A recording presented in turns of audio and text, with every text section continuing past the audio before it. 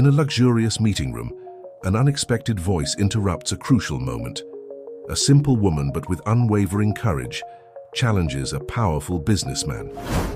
What seemed like a simple contract hid a secret that could change everything. When the Millionaire found out the truth, he was shocked. Before you hear this surprising story, don't forget to subscribe to the channel for more inspiring stories.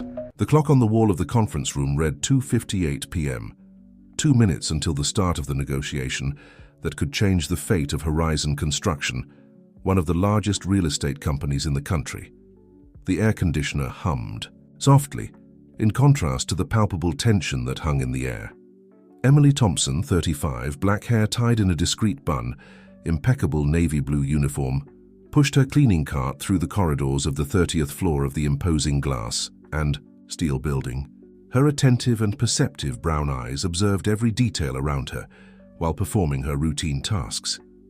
As she approached the conference room, Emily noticed the unusual activity. Men in suits entered hurriedly, carrying folders and laptops. Among them stood the imposing figure of Richard Miller, the CEO of Horizon Construction. Tall, athletic build and graying hair, Richard emanated an aura of power and confidence that made everyone around him turn to him. Emily continued her work, discreetly cleaning surfaces near the entrance to the room. Her movements were mechanical, but her mind was alert. Years of experience had taught her that often, the most valuable information emerged in the most unexpected moments. Inside the room, voices rose as the meeting began. Richard Miller took his place at the head of the table, flanked by his closest advisors. On the other side sat representatives from Interglobal Investments, an international conglomerate known for its aggressive acquisitions. "Gentlemen, welcome to Horizon Construction," Richard's deep voice echoed through the room. "We're here to finalize what I believe is the beginning of a very profitable partnership for both parties." The Interglobal representative, a middle-aged man with a sharp smile, leaned forward. "Mr. Miller, we share your enthusiasm. Our investment proposal will bring a new era of prosperity to Horizon Construction." As the discussion continued, Emily kept working outside, her ears catching fragments of the conversation. Astronomical numbers were mentioned, ambitious projects outlined. But something in the tone of the voices bothered her. It was a familiar sensation, a distant echo of a memory she struggled to suppress. 15 years ago, Emily was a young intern at an accounting office. Full of dreams and ambitions, she believed she was on the right path to a promising career. Until one day, by chance, she discovered irregularities in the accounts of an important client. Naive and driven by a strong sense of justice, she took her discoveries to her boss. The result was disastrous. Not only was she fired, but she was also threatened and coerced into silence. That experience not only destroyed her professional dreams, but also taught her a harsh lesson about the realities of the corporate world. Now, standing outside the conference room, Emily felt that same unease.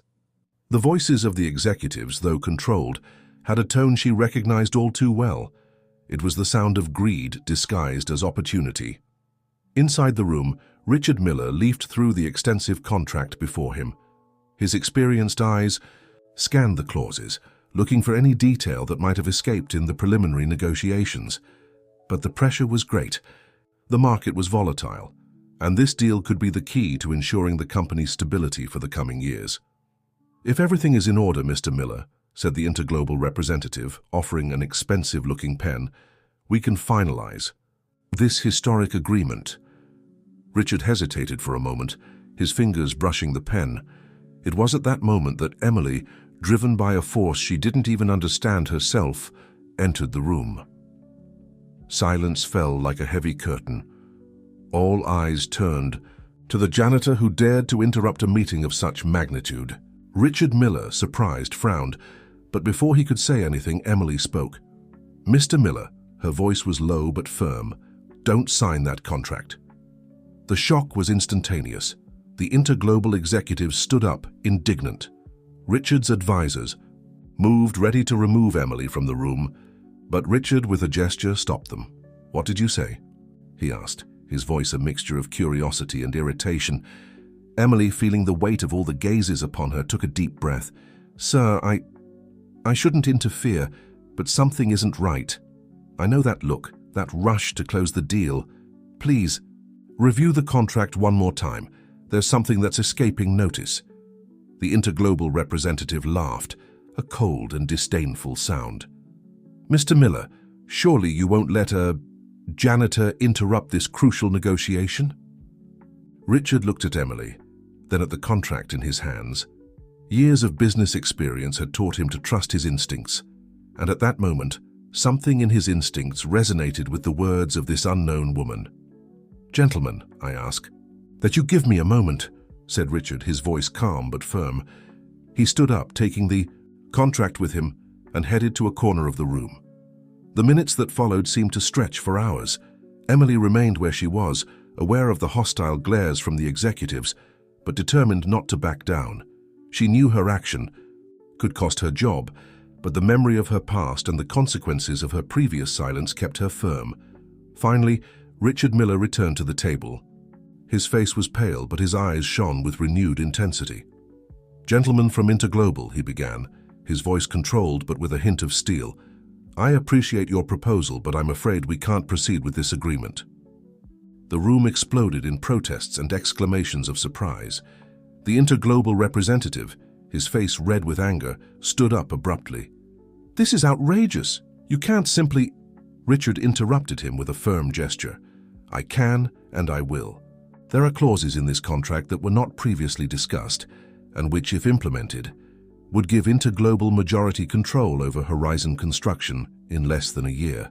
This is not a partnership, gentlemen. It's an attempt at a hostile takeover." Chaos ensued in the room. Accusations were exchanged. Veiled threats were made. Amid the confusion, Emily tried to discreetly withdraw, but Richard stopped her with a look. When the Interglobal representatives finally left, leaving behind promises of legal retaliation, the room fell into a heavy silence. Richard turned to Emily, who remained standing, tense, awaiting the consequences of her action. "What's your name?" asked Richard, his voice surprisingly gentle. "Emily Thompson, sir." Richard observed her for a long moment before speaking again. "Miss Thompson, you just saved my company from disaster. How did you know?" Emily hesitated, memories of her past flowing through her mind. "Experience, Mr. Miller, an experience that cost me dearly." Richard nodded slowly, understanding. There was more to that story than she was willing to share at that moment. "Well, Miss Thompson, I owe you a debt of gratitude. I'd like to—" But before he could finish, the door to the room opened abruptly. Helen Rodriguez, the Human Resources Director, entered, her face a mask of contained fury. "Richard, what happened here? I'm receiving reports that a janitor interrupted the most important meeting of the year." Emily felt her heart sink. She knew what would come next. Years of experience in the corporate world had taught her that people in her position were disposable, no matter what they did. Richard looked from Helen to Emily, his face unreadable. For a moment, Emily thought she saw a flash of— what? Admiration? Gratitude? But soon he composed himself, resuming his CEO posture. "Helen, please escort Miss Thompson to your department. We have much to discuss about today's events." As she was escorted out of the room, Emily held her head high. She knew she was probably losing her job, but she didn't regret it. She had done what was right, and that, she had learned, was worth more than any financial security. What Emily didn't know, as she left the 30th floor, was that her life was about to change in ways she could never have imagined. The decision she had made that afternoon had not only saved Horizon Construction, but would also trigger a series of events that would test her courage, her integrity, and, above all, her ability to believe in herself and others. As the elevator doors closed, taking her back to the ground floor, Emily couldn't predict that this simple act of courage would be just the first step in a journey that would take her from the shadows of corporate corridors to the center of a story of redemption, love, and power. The sun had barely risen when Emily arrived at the door of the small apartment she shared with her son, Jack, 12, and her younger brother, Chris, 28. Her hands trembled slightly as she turned the key in the lock. The weight of yesterday's events still weighed on her shoulders. Upon entering, she was greeted by the familiar aroma of freshly brewed coffee. Chris, sitting at the kitchen table with a cup in his hands, looked up at her. His pale face and sunken eyes were a constant reminder of his struggle with a chronic illness that prevented him from working. "Tough night?" he asked, noticing Emily's deep, dark circles. She nodded, setting her bag on the counter. "You have no idea how much." Before she could elaborate, Jack emerged from his room, messy hair and wrinkled school uniform. "Mom, you're here! I thought—" "I was going to miss you taking me to school." Emily forced a smile, hugging her son. "Never, sweetheart. Come on, have your breakfast. We need to leave in 15 minutes. While Jack devoured his toast, Emily exchanged a meaningful look with Chris. He immediately understood that something serious had happened. "Jack, why don't you go brush your teeth?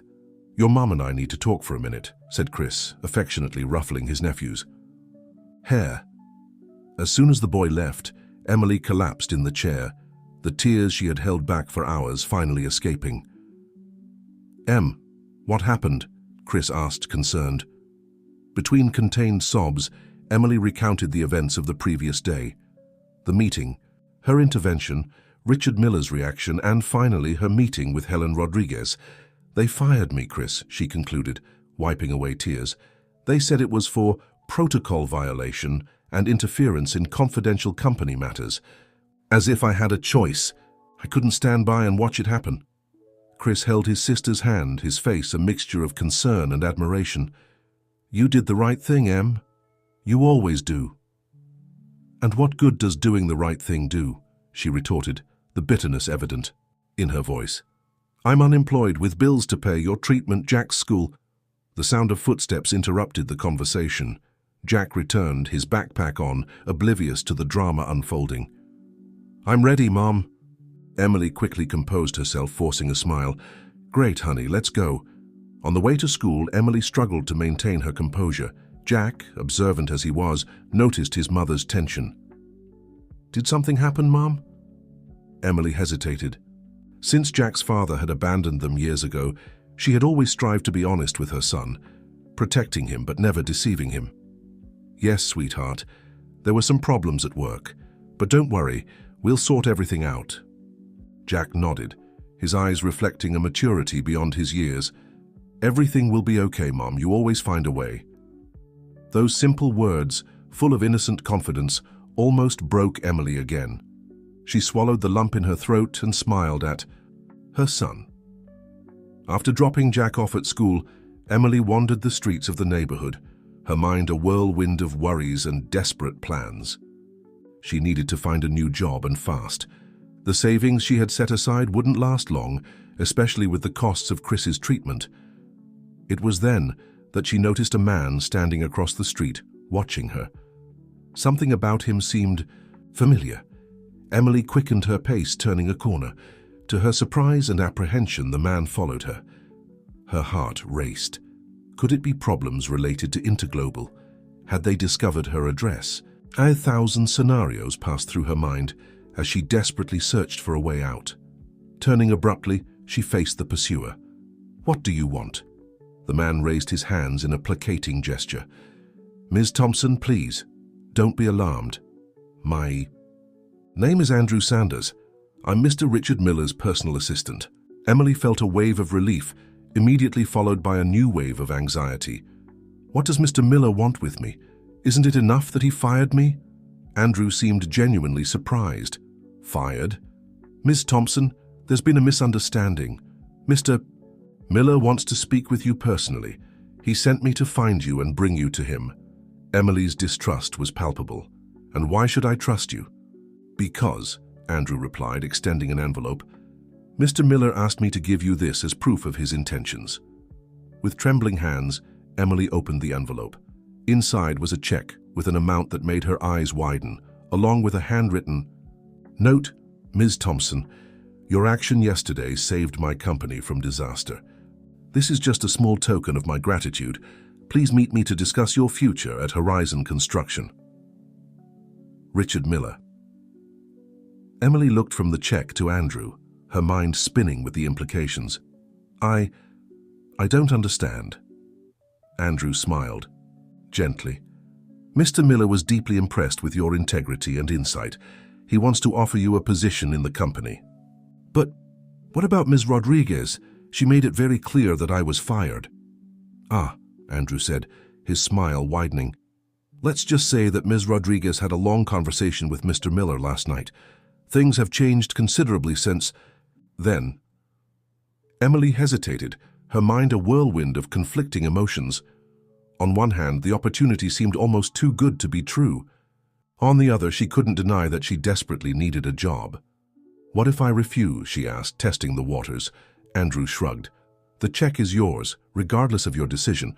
Mr. Miller insists it's the least he can do for what you did, but he would really like to speak with you personally. Emily looked once more at the check in her hands. The amount would solve many of her immediate problems. She could pay the overdue bills, buy Chris's medications, maybe even do a small renovation in the apartment. But there was something more beyond the money. A curiosity, a spark of hope that perhaps, just perhaps, her life could take a different turn. All right, she finally said. I'll talk to Mr. Miller. The journey back to the Horizon construction building was surreal. Emily, who less than 24 hours ago was cleaning the corridors of that place, was now being escorted like a VIP guest. Upon arriving at the executive floor, Emily felt all eyes on her. Employees whispered and discreetly pointed.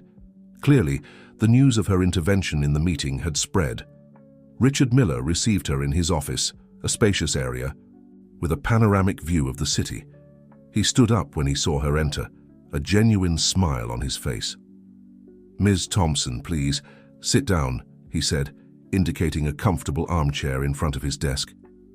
First of all, I want to apologize for the misunderstanding. With Ms. Rodriguez, I can assure you that your position in the company was never at risk. Emily nodded, still cautious. Thank you, Mr. Miller, but I confess I'm a little confused about why I'm here. Richard leaned forward, his eyes fixed on hers. Ms. Thompson, what you did yesterday was extraordinary. Not only did you save my company from a hostile takeover, but you demonstrated a level of integrity and insight that is rare in this corporate world. He paused as if carefully choosing his next words. I would like to offer you a position on my executive team. Emily almost choked. Excuse me, what? I know it may seem sudden, Richard continued, but I believe your skills and ethics are exactly what we need here. Of course, there will be a period of training and adaptation, but I'm willing to invest in you. Emily's head was spinning. It was an offer that would completely change her life, but doubts assailed her. Mr. Miller, I'm not qualified for this. I'm just an intelligent and courageous woman, Richard gently interrupted her. The rest we can teach. What you have, Ms. Thompson, can't be learned at any university. Emily took a deep breath, trying to organize her thoughts. Can I have some time to think about this? Richard smiled, understanding. Of course, take all the time you need, but know that the door is open for you. As she left the building, Emily felt as if she were floating. The last 24 hours had turned her life upside down, from janitor to potential executive in less than a day. As she walked home, her mind bubbled with possibilities and concerns. The opportunity was amazing, but also frightening. Could she really make the transition? And how would it affect her? Family?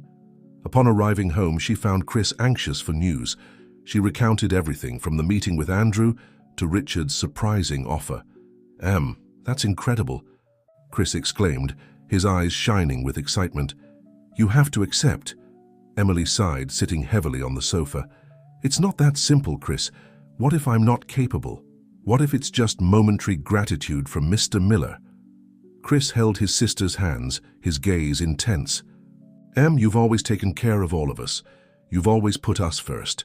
Maybe it's time for you to take a risk, to believe in yourself as much as we believe in you. Chris's words resonated deeply with Emily. She thought of Jack, of how this opportunity could change his future. She thought of Chris and how she could provide him with better treatment. That night, lying in her bed, Emily made her decision. Tomorrow she would accept Richard Miller's offer. It would be the beginning of a new journey, full of challenges and uncertainties, but also of hope and possibilities. What Emily didn't know was that her decision would trigger a series of events that would test not only her professional skills, but also her heart and her deepest values. The corporate world she was about to enter held secrets and dangers she could barely imagine. As sleep finally enveloped her, Emily couldn't predict that her life was about to intertwine in unexpected ways with that of Richard Miller, nor that the forces that had tried to take control of Horizon Construction were still lurking, waiting for the right moment to strike again. Tomorrow would bring not just a new job, but the beginning of a journey that would test the limits of her courage, integrity, and ability to love and trust again. Morning arrived with a mixture of expectation and apprehension for Emily. She looked at herself in the mirror, adjusting the new blazer she had bought the night before, a piece that consumed a good part of her savings, but which she considered a necessary investment for her new life. "You look beautiful, Mom," said Jack, standing at the bedroom door, his eyes shining with admiration. Emily smiled, pulling her son in for a hug. "Thank you, sweetie. Remember, Aunt Lucy will pick you up for school today, okay? Mommy has an important day ahead." Jack nodded, his expression serious. "Everything will be fine, Mom. You're the smartest person I know."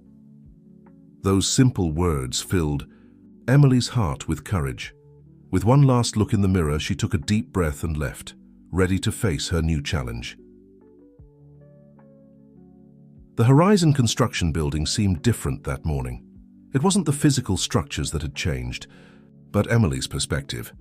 Where before she saw only corridors to clean, now she saw possibilities and challenges.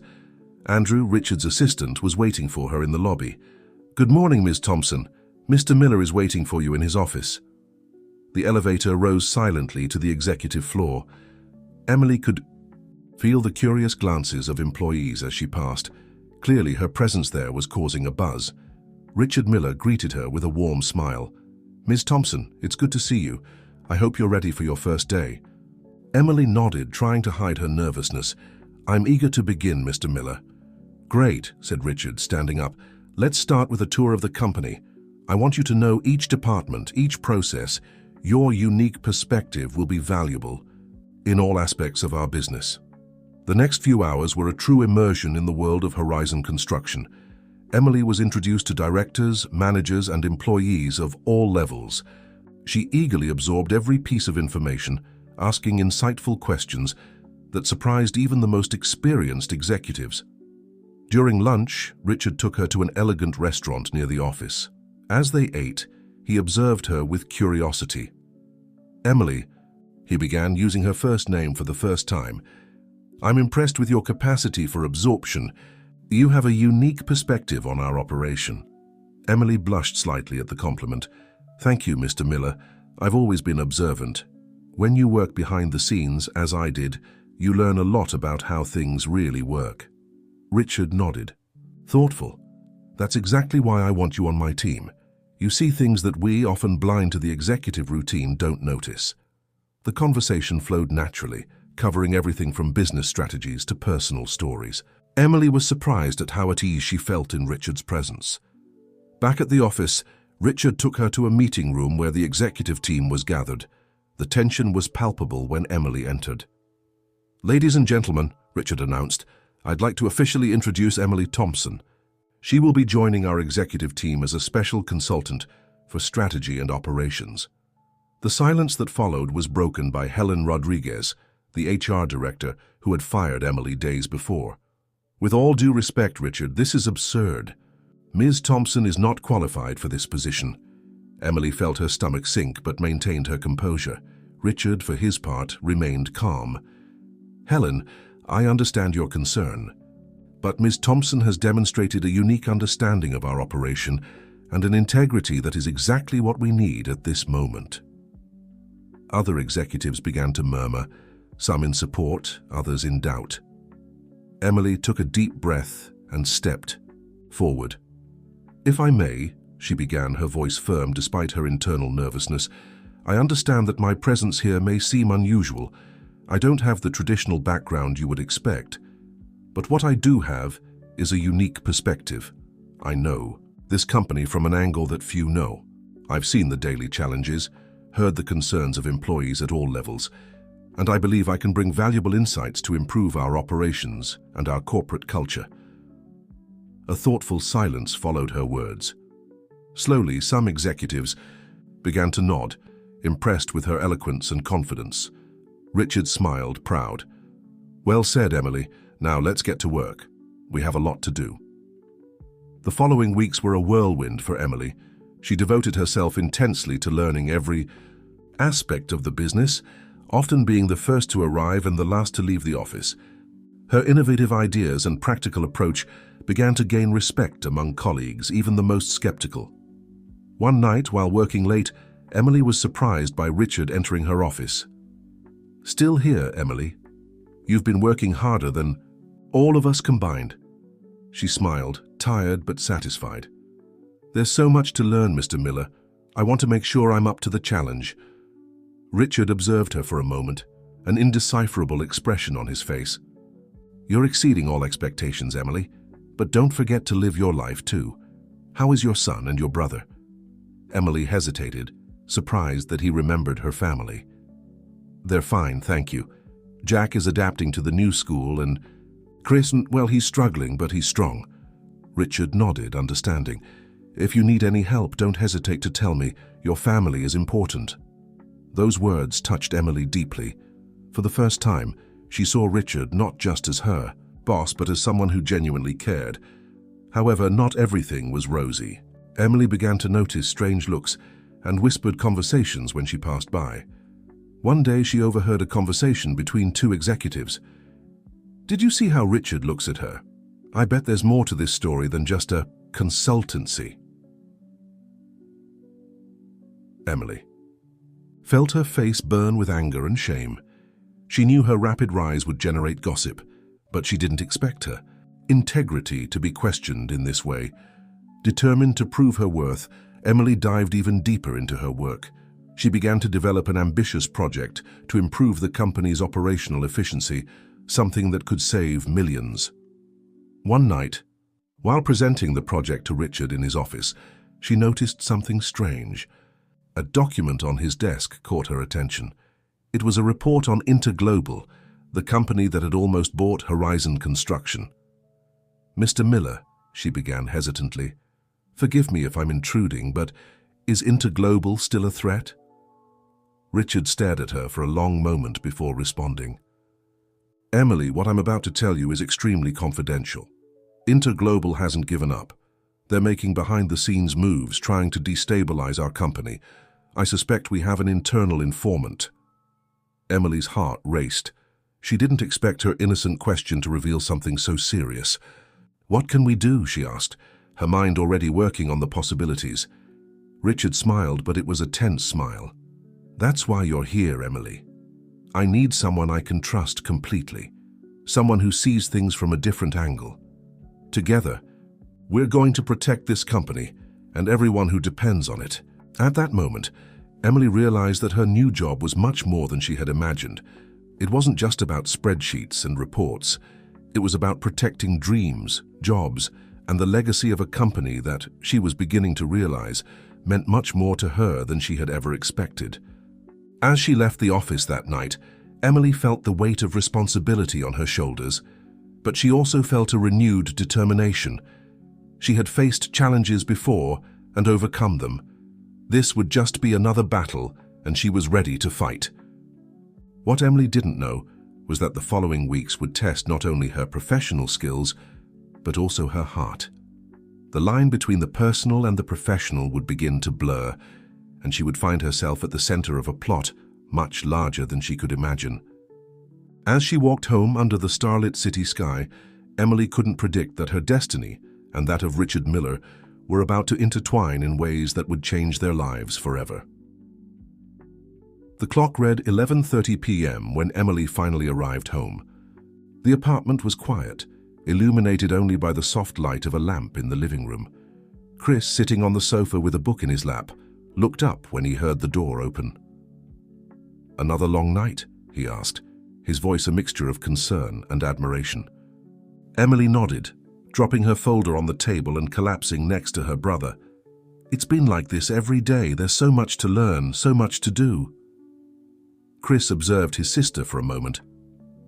Em, are you happy with all this? The question caught Emily by surprise. She pondered for a few seconds before answering. I'm fulfilled. It's challenging, sometimes scary, but I feel like I'm making a difference. And Mr. Miller, how has he been with you? Emily felt a slight blush rising up her neck. Richard has been incredible, patient, encouraging. He really believes in me, Chris. The use of her boss's first name didn't go unnoticed by Chris, who raised an eyebrow. Richard, is it? You two seem to be getting closer. It's not like that, Emily hastened to say, but her voice betrayed a hint of doubt. It's a strictly professional relationship. Chris smiled but didn't push the subject. Well, just be careful, okay? Remember who you are and where you came from. Don't let this new world change your essence. Chris's words echoed in Emily's mind as she prepared for bed. She knew she was changing, evolving, but she was determined not to lose sight of her values and roots. The next morning, Emily arrived early at the office as usual. As she passed the reception, she noticed curious looks and whispers among the employees. Something was different. Upon reaching the executive floor, she found Andrew, Richard's assistant, with a worried expression. Good morning, Ms. Thompson. Mr. Miller asked to see you immediately in his office. Andrew's urgent tone made Emily's heart race. She hurried to Richard's office, knocking softly before entering. Richard was standing looking out the panoramic window. Upon hearing Emily enter, he turned. His normally composed face was tense, worried. Emily, good morning. Please, sit down. We have a serious problem. She obeyed, feeling the tension in the air. What happened, Mr. Miller? Richard sighed deeply before speaking. There's been an information leak. Confidential details about our future projects and market strategies were sent to Interglobal. Emily felt her blood run cold. How is that possible? Who would have access to that information? That's the problem, Richard replied, running his hand through his graying hair. The leak came from inside. Someone with high-level access is betraying us. Emily's mind began to work furiously. Do we have any clue who it could be? Richard looked at her intensely. Actually, Emily, that's why I called you here. I need your help to investigate this discreetly. Your unique perspective and background in the company might give us an advantage. Emily felt the weight of responsibility fall on her shoulders. I'll do my best, Mr. Miller. Where do we start? In the following weeks, Emily found herself immersed in a secret investigation. She analyzed records, observed behaviors, and looked for patterns that might indicate who was responsible for the leak. The work was exhausting and often frustrating. Emily found herself spending entire nights at the office, reviewing documents and cross-referencing information. Her dedication didn't go unnoticed by Richard, who often stayed late to help her. One night, as they worked together, Richard paused, looking at Emily with a soft expression. You're amazing, you know. I don't know what I'd do without you at. This moment, Emily felt her heart race at the compliment. Thank you, Mr. Miller, I'm just doing my job. Richard, he gently corrected. I think after all this, we can address each other by our first names, can't we? She nodded, a slight blush rising up her neck. Richard, I really believe we're going to discover who's behind this. He smiled, his eyes fixed on hers. For a moment, the air between them seemed charged with a different tension, not related to work. Richard took a step toward her, opening his mouth as if to say something more. At that moment, Emily's phone rang, breaking the moment. It was Chris, concerned about her prolonged absence. While talking to her brother, Emily noticed Richard moving away, an indecipherable expression on his face. She ended the call quickly, feeling a confusing mixture of emotions. Is everything okay? Richard asked, his voice neutral. Yes, it was just my brother. He gets worried when I work late. Richard nodded, understanding. You should go home. Emily, we've done enough for today. On the way back home, Emily couldn't stop thinking about the moment she had with Richard. She knew she was developing feelings for him, but struggled to keep everything strictly professional.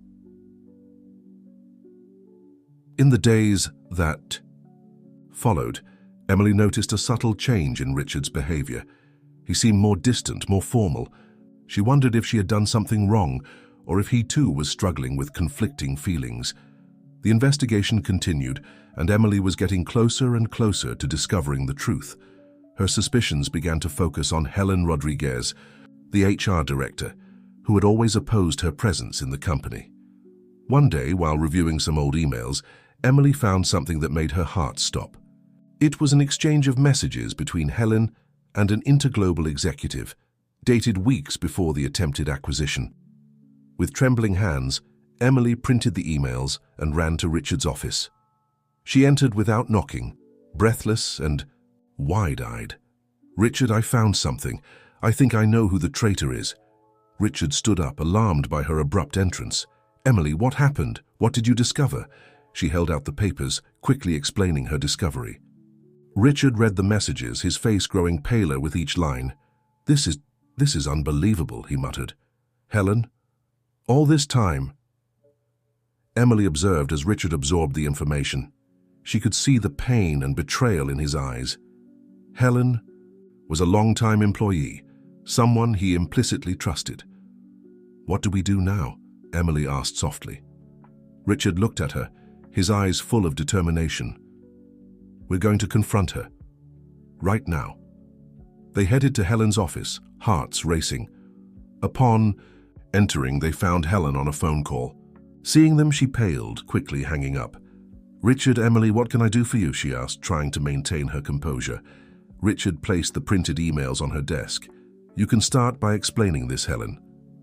What followed was a tense and emotionally charged scene. Helen, confronted with the evidence, initially tried to deny it.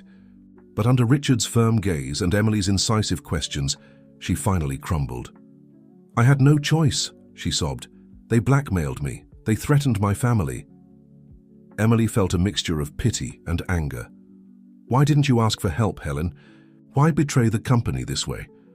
Helen looked at Emily, her eyes full of regret and something else. Envy. "You wouldn't understand. Look at you now, Richard's favorite, rising quickly. Some of us had to fight for every inch of progress in this company." Richard interrupted, his voice cold. "Enough, Helen. Your actions have put at risk everything we've built here. You're fired, effective immediately, and you can expect legal action." As Helen was escorted out of the building, Emily found herself reflecting on how things had changed. Just a few months ago, she was the one being unjustly fired. Now she was an integral part of the team protecting the company. Back in Richard's office, they allowed themselves a moment of relief. The immediate threat had been neutralized, but both knew that the battle against Interglobal was far from over. "Emily," Richard began, his voice soft, "I don't know how to thank you. You've saved this company once again." She smiled, tired but satisfied. "We're in this together, Richard. It's our job to protect what we've built here." Richard observed her for a long moment as if making a decision. Then slowly he approached her. "Emily, there's something I need to tell you, something I've been feeling for some time." Emily's heart raced. She knew what was coming, and part of her desperately wanted it. But another part, the rational part, knew of the risks and complications that would come with it. Before Richard could continue, the phone on his desk rang insistently. It was the company board, demanding an emergency. The company board, demanding an emergency meeting to discuss the recent events. The moment passed, leaving both with a sense of something unfinished, unsaid. Richard sighed, running a hand through his hair. "We need to go, the board is waiting." Emily nodded, trying to hide her disappointment. "Of course, let's face this together." As they left the office side by side, Emily knew that things were about to change again. The immediate threat had been contained, but new challenges awaited them. And amid all this, there was this growing tension between her and Richard, an attraction that could no longer be ignored. The future was uncertain, but Emily was sure of one thing.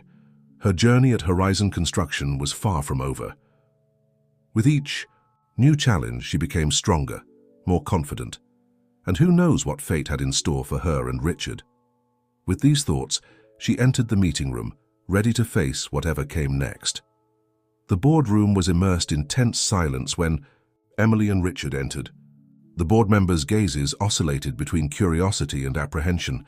The news of Helen's betrayal and the information leak had spread quickly, leaving a trail of uncertainty and concern. Richard took his place at the head of the table, with Emily sitting discreetly at his side. He cleared his throat, preparing to address the elephant in the room. "Ladies and gentlemen," Richard began, his voice firm despite the evident fatigue in his eyes, "we're here to discuss the recent events that threatened the stability of our company. Thanks to Ms. Thompson's diligence and insight, we were able to identify and neutralize the internal threat." The gazes turned to Emily, some admiring, others skeptical. One of the oldest board members, Mr. Anderson, leaned forward, his expression grave. "Richard, we can't ignore the fact that this is the second time in a few months that we've faced a serious crisis. First, the attempted hostile takeover, and now this. Shareholder confidence is shaken." Murmurs of agreement echoed through the room. Emily felt the tension increase, observing Richard slightly tighten his fists under the table. "I understand your concern, Mr. Anderson," replied Richard, maintaining his composure. "That's why we've implemented additional security measures and are reviewing all our internal protocols." Another board member, a middle-aged woman named Dr. Winters, intervened. "And what about Ms. Thompson? We can't ignore the fact that she went from janitor to an executive position in record time. How can we be sure of her loyalty and competence?" Emily felt her stomach sink with the direct question. Before Richard could respond, she stood up, determined to face the doubts head-on. "Dr. Winters, members of the board," Emily began, her voice firm despite her internal nervousness. "I understand your concerns.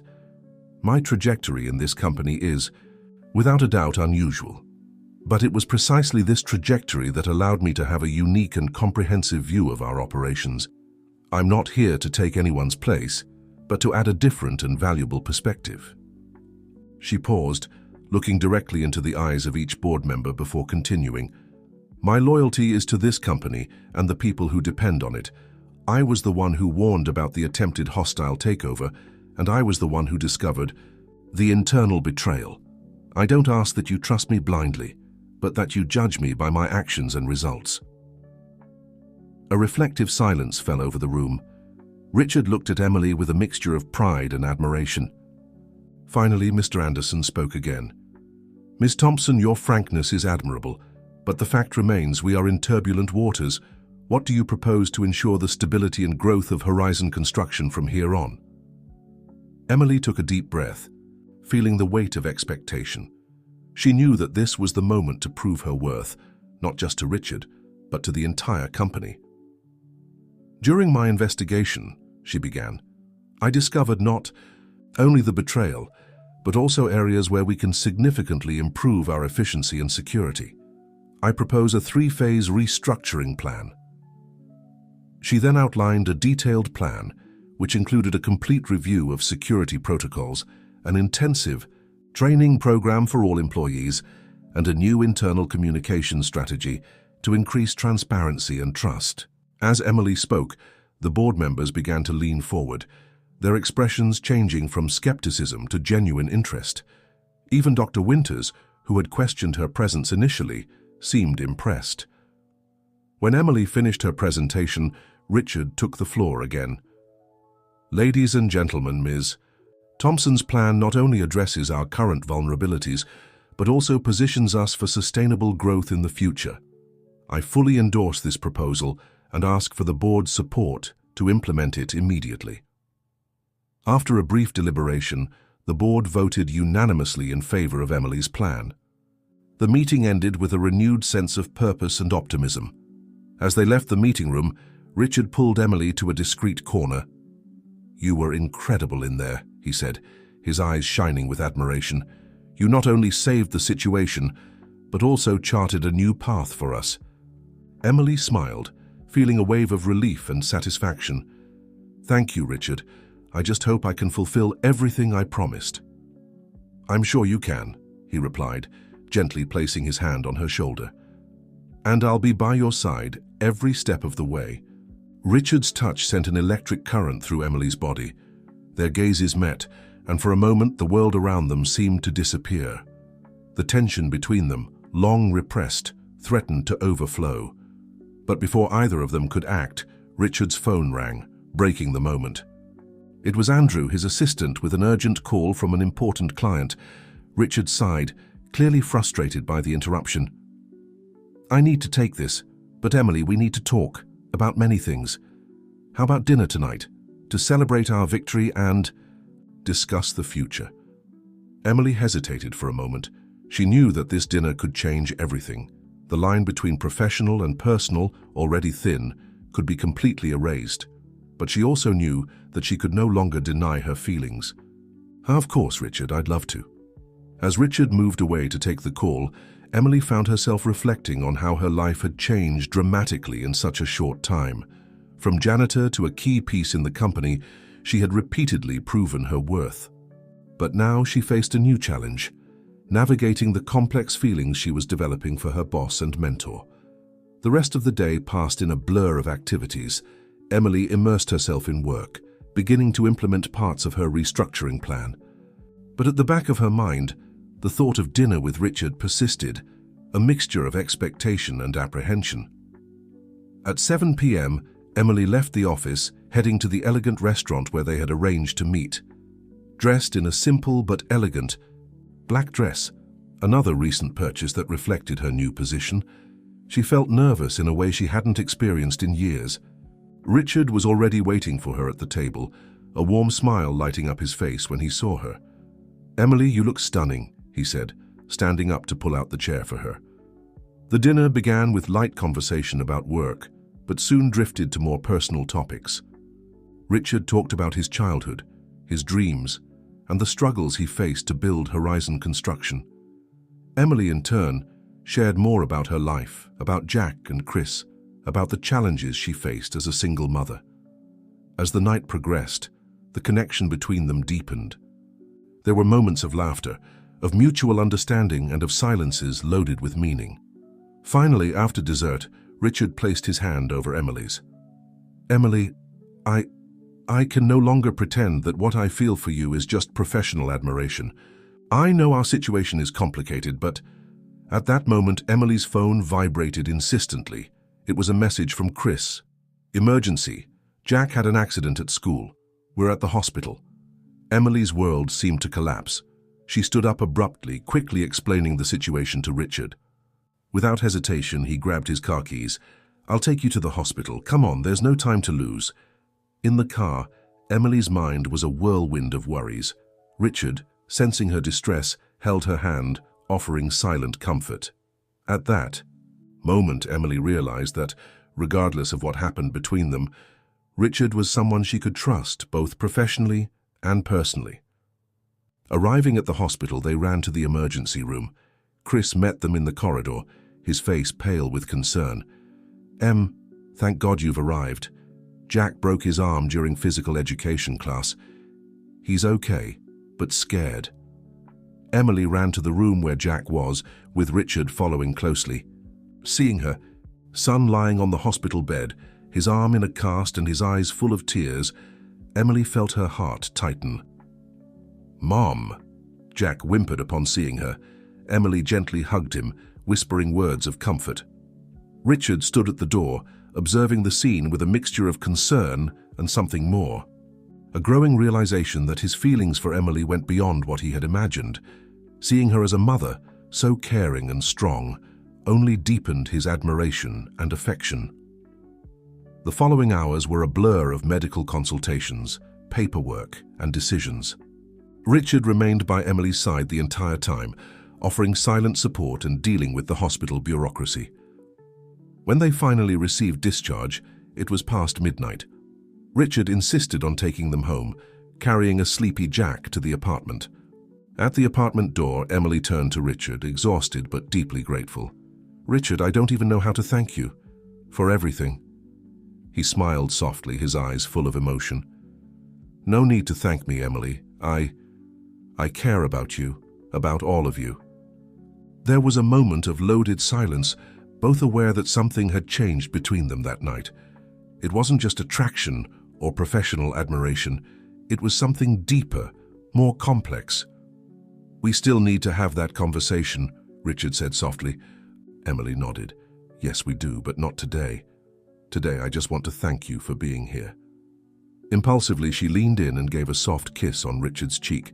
It was a simple gesture, but loaded with meaning. "Good night, Richard," she whispered. "Good night, Emily," he responded, his voice hoarse with emotion. As she closed the door, Emily knew that her life was once again on the verge of a big change. The challenges at Horizon Construction, her evolving relationship with Richard, the needs of her family, all of this mixed into an uncertain future but full of possibilities. With a tired but hopeful sigh, Emily prepared for bed, knowing that tomorrow would bring new challenges and perhaps new joys. Her journey was far from over, and she could hardly wait to see where the next chapter would lead her. The days that followed Jack's accident were a whirlwind for Emily. Balancing the demands of her new role at Horizon Construction with the needs of a recovering son proved to be a greater challenge than she had expected. However, to her surprise, she found unexpected support in Richard. On a particularly hectic morning, Emily arrived at the office looking exhausted. She had spent the night awake with Jack, who was suffering from pain in his cast arm.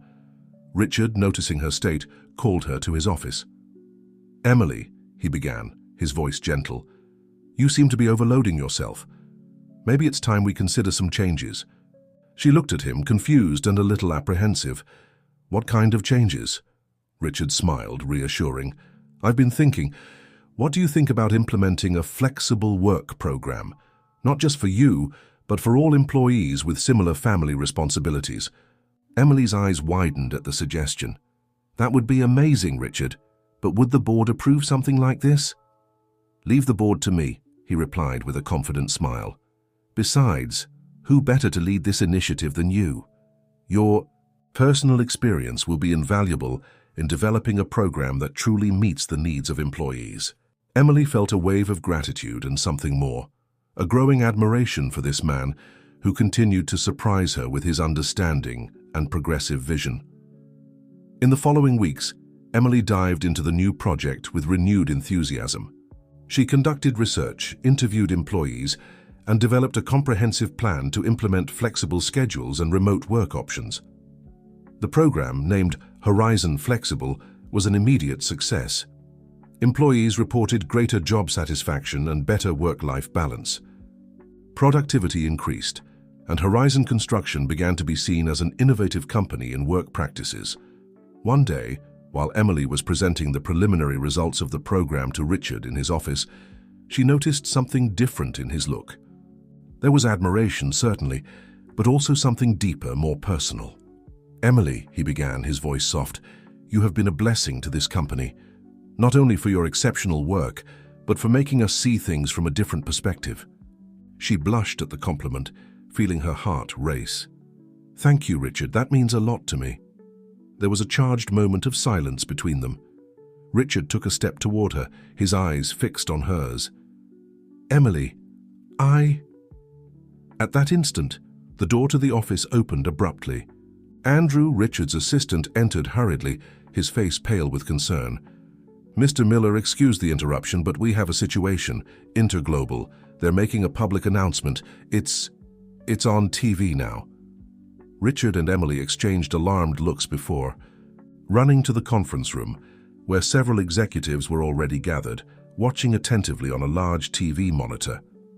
On the screen, the CEO of Interglobal, a middle-aged man with a calculating smile, was giving a press conference. "It is with great enthusiasm that we announce our intention to acquire Horizon Construction. We believe this merger will bring immeasurable benefits to both companies and to the market as a whole." The room exploded in exclamations of shock and indignation. Richard, his face a mask of contained fury, turned to his team. "How is this possible? We rejected all their offers." Emily, her brain working quickly, suddenly had a flash of understanding. "Richard," she said quietly, pulling him to a corner, "I think I know what's happening. Remember those hidden clauses in the original contract? I bet they found a legal loophole to force the acquisition." Richard's eyes widened with the realization. "My God, you might be right. But how do we combat this?" Before Emily could respond, her phone vibrated. It was a message from an unknown, Number, not everything is as it seems. There's more to this story than you know. Meet me in the parking lot in 10 minutes if you want the truth. Emily showed the message to Richard, both hesitant about how to proceed. It could be a trap, Richard warned. Or it could be our only chance to understand what's really happening, Emily countered. After a moment of deliberation, they decided that Emily would go to the meeting with Richard and discreet security on standby in case something went wrong. In the shadowy parking lot, Emily waited nervously when a figure emerged from the shadows. To her surprise, it was Helen Rodriguez, the former HR director who had been fired for leaking information. "Helen," Emily exclaimed, shocked. "What are you doing here?" Helen seemed nervous, constantly looking over her shoulder. "Emily, I made terrible mistakes, I know. But there are things you and Richard need to know. Interglobal, they're not the real enemy here." "What do you mean?" Emily asked, cautious but intrigued. Helen took a deep breath before continuing. "Interglobal's acquisition attempt is just the tip of the iceberg. There's someone within the Miller family itself who is orchestrating all of this, someone who wants to see Richard out of the company at any cost." Emily felt her blood freeze. Who? Richard's brother, Thomas Miller. He always felt that he should be in charge of the company. He has been working behind the scenes with Interglobal, providing inside information and manipulating situations to force Richard to sell. Emily's mind was spinning with this new information. She knew Richard had a brother, but he was rarely mentioned. "Why are you telling me this now, Helen?" Helen's eyes filled with tears. "Because I was used. Thomas blackmailed me, using information about my past. But I can't live with this guilt anymore. Richard and the company don't deserve this." At that moment, Richard emerged from the shadows, having heard the entire conversation. His face was pale with shock and betrayal. "Thomas, my own brother," he murmured, the pain evident in his voice. Emily instinctively placed her hand on his shoulder, offering silent comfort. Helen handed Emily a flash drive. "Here's all the evidence I managed to gather. Emails, call records, financial transactions. It's all there." Richard looked at Helen, a mixture of gratitude and distrust in his eyes. "Why should we trust you now?"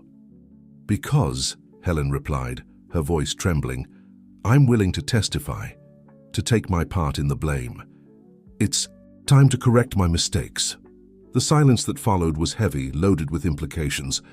Emily looked at Richard, seeing the storm of emotions in his eyes. "What do we do now?" she asked softly. Richard straightened his shoulders, a fierce determination replacing the initial shock. "Now, we fight. For the company, for our employees, and for the truth." As they returned to the office, Emily felt the weight of responsibility on her shoulders. They were about to enter a battle that could redefine not only the future of Horizon Construction, but also their own lives. What they didn't know was that this revelation was just the beginning. The following weeks would test not only their professional skills, but also the strength of their evolving relationship.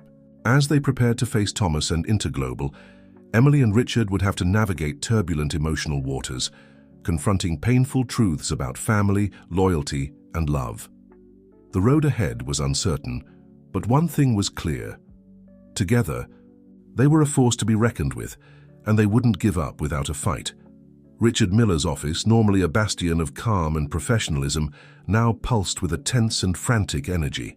Emily, Richard, and a small team of trusted individuals spent the last 48 hours immersed in the information provided by Helen, unraveling a web of intrigue that went far beyond what any of them could have imagined. "I can't believe it," murmured Richard, running his hand through his graying hair in a gesture of frustration.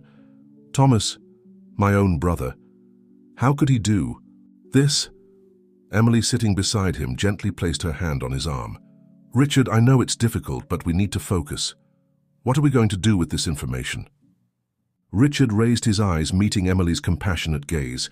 For a moment, he allowed himself to lean on that silent strength she offered. Then, straightening his shoulders, he turned to the gathered team. "All right, let's recap what we know," he said, his voice regaining the firmness of leadership. "Thomas has been secretly working with Interglobal for months, possibly years. He provided inside information, manipulated contracts, and even orchestrated situations to destabilize our position in the market. Andrew, Richard's assistant, intervened. "Sir, the evidence is solid. We have emails, bank transfer records, even audio recordings of secret meetings. The problem," continued Emily, "is how we use this information without completely destroying the company's reputation. If this leaks to the press, the scandal could sink Horizon Construction." The silence that followed was heavy, each person in the room aware of the enormous implications of their next actions. Finally, Richard spoke, his voice loaded with determination. "We're going to confront him, directly. No press, no public scandal. At least not yet." Emily looked at him, surprised. "Are you sure? He might deny everything, destroy evidence." "He's my brother," Richard answered, a mixture of pain and resolution in his eyes. "As much as this hurts me, he deserves the chance to explain his actions. And maybe there's still a way to resolve this within the family." The team exchanged uncertain looks, but no one dared to question Richard's decision. Emily, however, felt a pang of concern. She admired Richard's integrity, but feared that his family ties might blind him to the real danger Thomas represented. In the hours that followed, a plan was meticulously elaborated. Richard would call an urgent family meeting, claiming health issues as a pretext. Emily and the security team would be on standby, ready to intervene if necessary. The next morning, Emily found herself at the Miller mansion, an imposing mansion that exuded history and power. Hidden in a room adjacent to the library where the meeting would take place, she could hear the muffled voices of Richard and Thomas. "Brother, what a pleasant surprise." Thomas's voice sounded jovial, with no trace of the betrayal he had perpetrated. "I hope it's nothing serious. You mentioned concerns about your health." "Actually, Thomas," Richard's voice was controlled, but Emily could detect the underlying tension. "It's not about my physical health. It's about the health of our company scene and our family." There was a pause, and Emily could imagine Thomas's expression changing. "What are you talking about, Richard?" Thomas's voice now had a hint of caution. "I'm talking about your secret collaboration with Interglobal, about how you've been working to undermine our company from within." The silence that followed was deafening. Emily felt her heart race, imagining the scene unfolding on the other side of the door. Finally, Thomas spoke, his voice a mixture of indignation and disdain. "These are serious accusations, brother. Do you have proof of these ridiculous allegations?" "I do," Richard responded firmly. "Emails, financial records, recordings. Thomas, why? Why would you do this to our family, to our parents' legacy?" There was a sound of sudden movement, and Emily had to restrain herself from entering the room. "Legacy?" Thomas's voice now overflowed with bitterness. "What legacy, Richard? The legacy of always being second best? Of seeing you inherit everything while I was left with the crumbs?" "What are you talking about?" Richard's voice sounded genuinely confused. "We always divided everything equally. You chose to follow your own path." "Chose?" Thomas laughed. "Without humor. Or was I subtly pushed out? It was always you, Richard. The prodigal son, the natural heir. I was just an afterthought." Emily could hear the pain in Thomas's voice, years of resentment finally coming to the surface. She wondered how many families had been torn apart by misunderstandings and unmet expectations. "Thomas, I didn't know you felt this way." Richard's voice was loaded with emotion. "But that doesn't justify what you did. You put at risk not just the company, but the lives of thousands of employees who depend on us." There was another sudden movement, and this time Emily couldn't contain herself. She entered the library in time to see Thomas advancing threateningly toward Richard. "You don't understand," Thomas shouted, his face contorted with anger and pain. "I was going to fix everything. After Interglobal took over, I was going to regain control, restore the Miller name to its rightful place." Richard, maintaining calm in the face of his brother's fury, spoke softly. "Thomas, the Miller name isn't about power or control.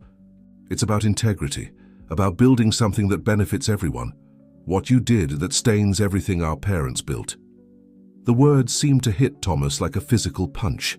He staggered backward, all the anger draining from his body, leaving only a broken and defeated man. "And now," he asked, his voice a hoarse whisper, "are you going to turn me over to the police? Destroy what's left of our family?" Richard looked at Emily, who had remained silent, observing the scene unfold. Their eyes met, a silent conversation passing between them. Finally, Richard turned to his brother. "No, Thomas. I'm not going to turn you over to the police, but you can't continue in the company, and you'll have to collaborate fully to undo the damage you caused." Thomas raised his eyes, a mixture of surprise and relief on his face. You would give me that chance?" "Yes," Richard replied firmly, "because we're family, and because I believe that deep down, you're still the brother I knew and loved. But Thomas, this is your last chance. There won't be another." The hours that followed were a whirlwind of activity.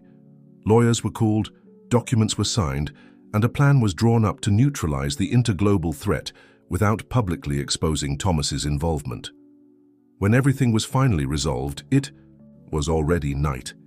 Emily found Richard on the mansion's veranda, looking pensively at the garden illuminated by the moon. "Are you okay?" she asked softly, joining him. Richard sighed deeply. "Honestly, I don't know. Part of me is relieved that we resolved the situation without a public scandal, but another part feels betrayed," Emily gently completed. "Yes," he agreed, "and I wonder if I did the right thing giving him another chance." Emily placed her hand over his, a gesture of comfort and support. "You followed your heart, Richard, and your integrity. That's what makes you the leader you are."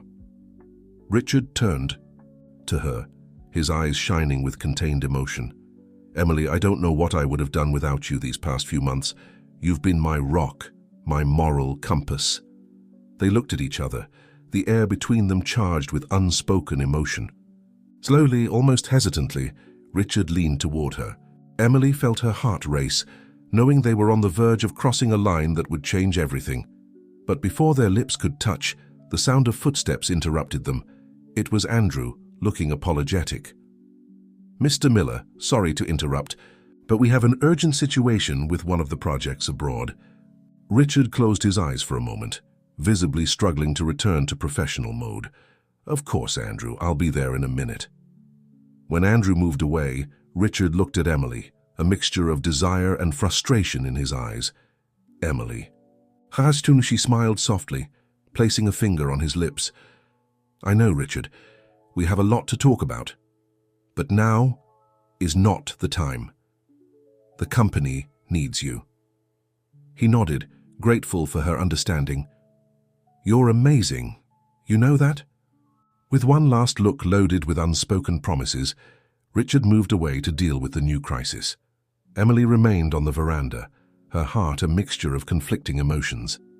She knew her relationship with Richard was changing, evolving into something deeper and more complex. But she was also aware of the challenges this evolution would bring. As she looked at the moon, Emily wondered what the future held for her, for Richard, and for Horizon Construction. One thing was certain, the journey was far from over. New challenges, both personal and professional, awaited them. With a determined sigh, she turned to go back to work.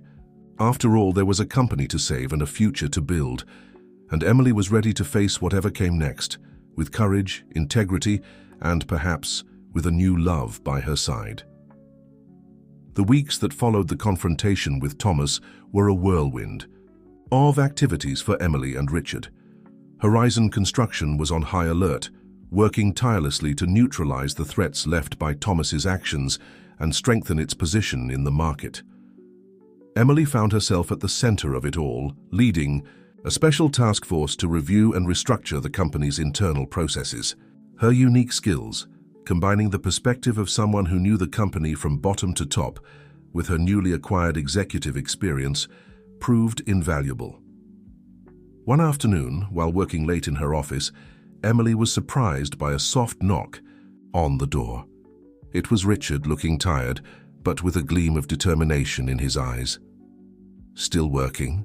he asked, a soft smile on his lips. Emily smiled back, feeling that familiar wave of warmth that Richard's presence always provoked. There's always more to do, and I thought you'd gone home hours ago. Richard entered, closing the door behind him. Actually, I wanted to talk to you, away from the curious ears and eyes of the office. Emily's heart raced. They had been so busy in recent weeks that they barely had time to breathe, much less address the almost intimate moment they had shared on the night of the confrontation with Thomas. Of course, she replied, trying to keep her voice calm. What do you want to talk about? Richard approached, sitting in the chair in front of her desk. First, about work. The board is extremely impressed with your performance during this crisis. They want to formalize your position as Chief Operating Officer. Emily blinked, surprised. Chief Operating Officer? Richard, that's wow. He smiled, genuinely happy with her reaction. You deserve it, Emily. More than deserve it. You've saved this company more than once. Don't know what to say, she murmured, still processing. The news.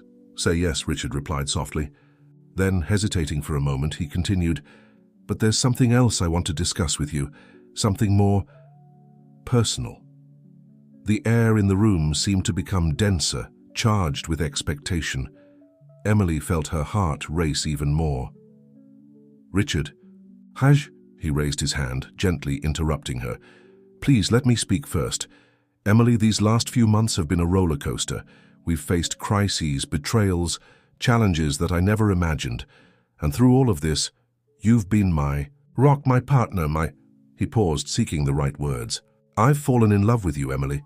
Not just for your intelligence or professional skills, but for your strength, your compassion, your integrity.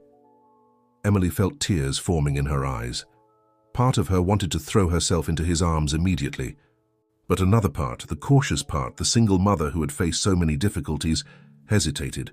Richard, I have feelings for you too, strong feelings, but what about the company? People already talk, there are already rumors. If we start a relationship, how will that affect everything we've built? Richard nodded, understanding her concerns. I've thought a lot about this. That's why I want to do things the right way. No secrets, no games. If we decide to move forward with this, we'll be completely transparent. With the board, with the employees, with everyone. Emily stood up, walking to the window to look at the illuminated city outside. Her heart and mind were in conflict. And Jack? And Chris? My life is complicated, Richard. I have responsibilities. She felt his presence behind her, not touching, but close enough to feel the warmth of his body. Emily, I love who you are, all parts of you. Your dedication to your family is one of the things I most admire about you. I'm not asking you to change anything.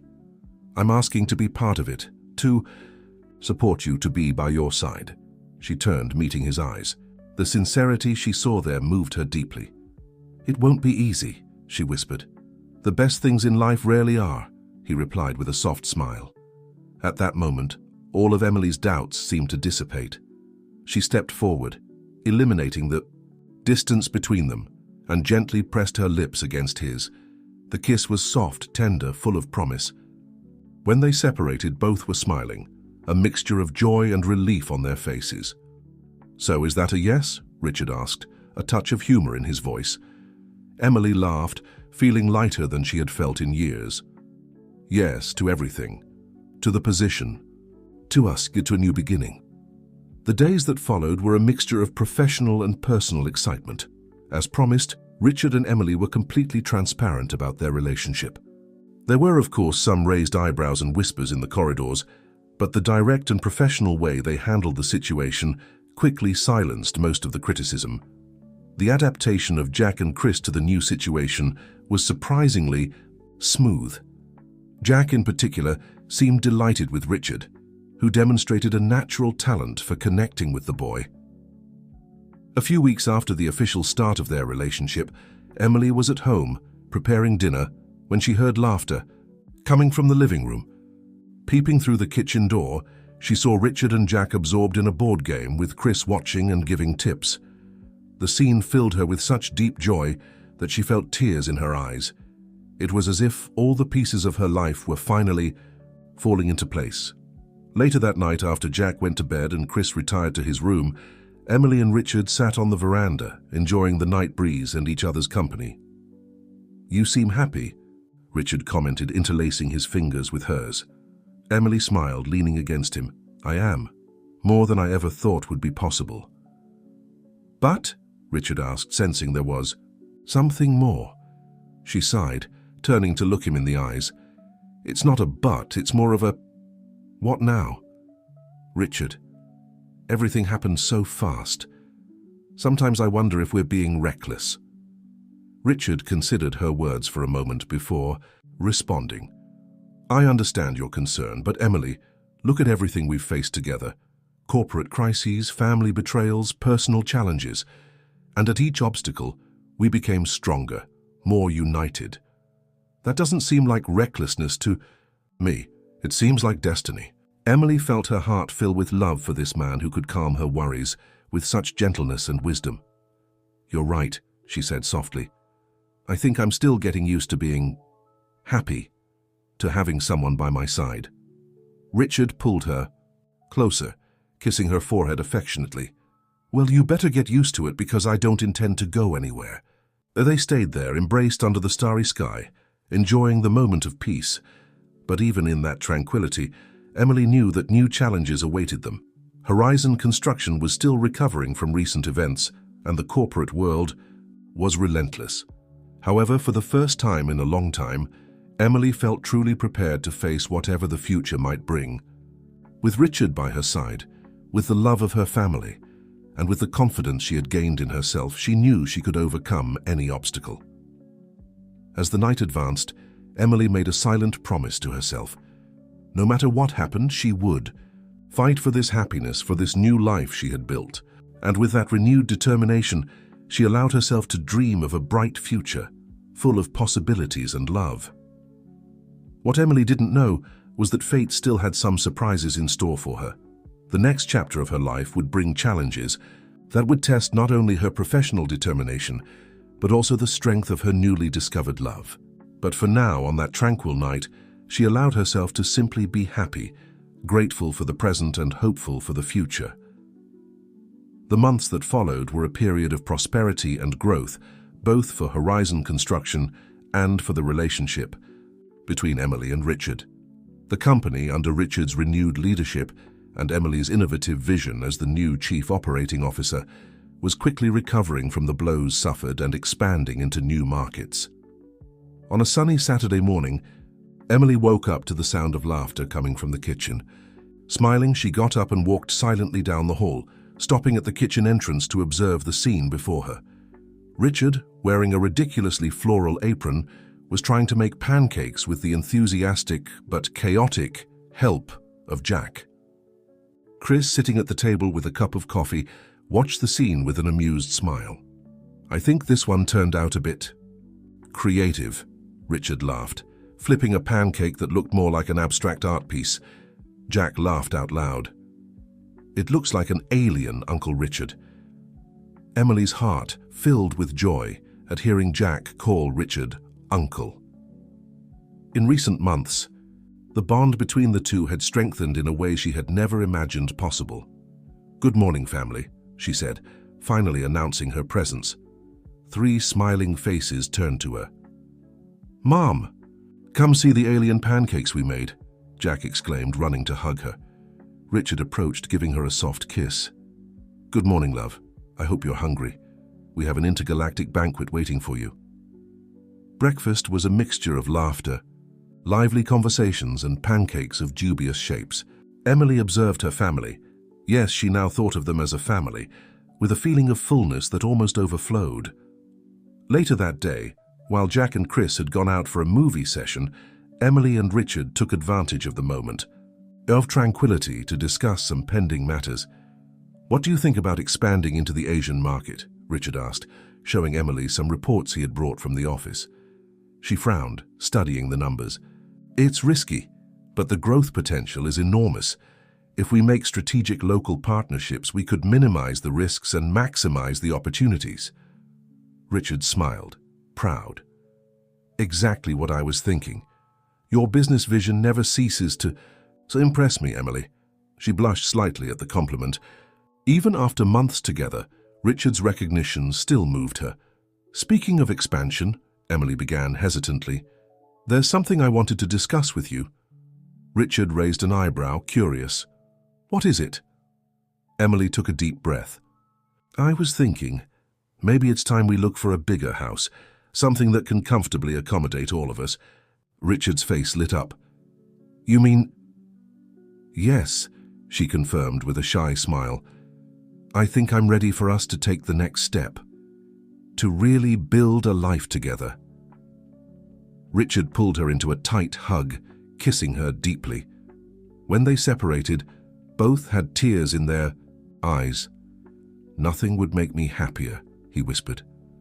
The moment of happiness, however, was interrupted by the shrill ring of Richard's phone. He frowned upon seeing the number. "It's Andrew. He knows it's my day off. It must be important."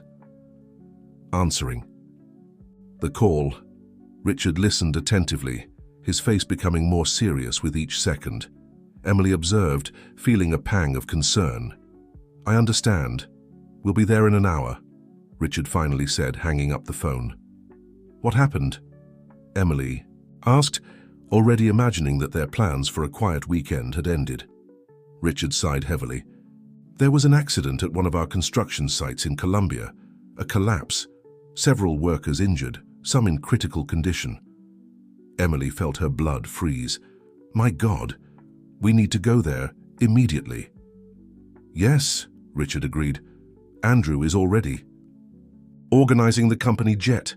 We need to be at the airport in an hour." The following hours were a whirlwind of activity.